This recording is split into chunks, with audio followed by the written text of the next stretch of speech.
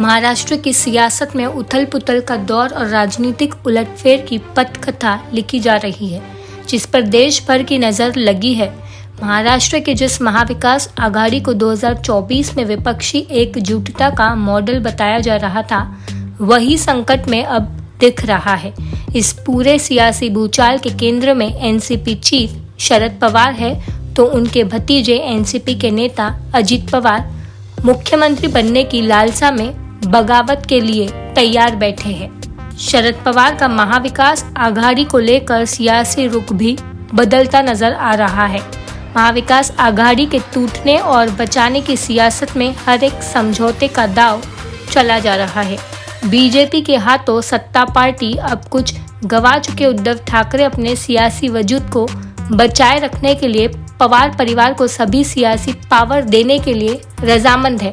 इस तरह उद्धव ठाकरे अब शरद पवार के सामने संपूर्ण समर्पण के मुद्रा में आ गए हैं। दरअसल अजित पवार महाराष्ट्र के मुख्यमंत्री बनने की लालसा को पिछले कई चुनावों से अपने दिल में पाले बैठे हैं। उनकी इसी लालसा को बीजेपी हवा दे रही है। शिवसेना के 16 बागी विधायकों की सदस्यता का मामला सुप्रीम कोर्ट में है, जिसका फैसला जल्द ही आने वाला है।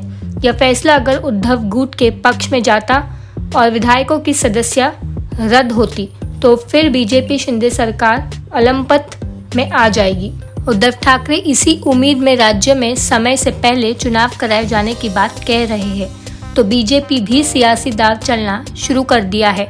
इसके साथ ही सवाल उठने लगा है कि महाविकास आघाड़ी के 3 दल एक साथ रहेंगे। अजित पवार के तेवर को देखते हुए शरद पवार भले ही कह रहे हो कि एनसीपी बीजेपी के साथ नहीं जाएगी, लेकिन एमवीए के भविष्य पर सवाल खड़े कर रहे हैं।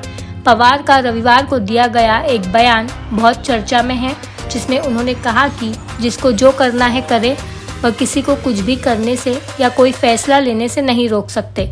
इसी के साथ पवार का एक और बयान चर्चा में है, जिसमें उन्होंने कहा कि महाविकास आघाड़ी में शामिल दलों द्वारा अभी तक चुनाव के मसले पर कोई बात नहीं हुई है और न ही कौन कितनी सीटों पर चुनाव लड़ेगा, इस मसले पर भी चर्चा हुई। ऐसे में शरद पवार को लेकर सियासी कयास लगाए जाने लगे हैं।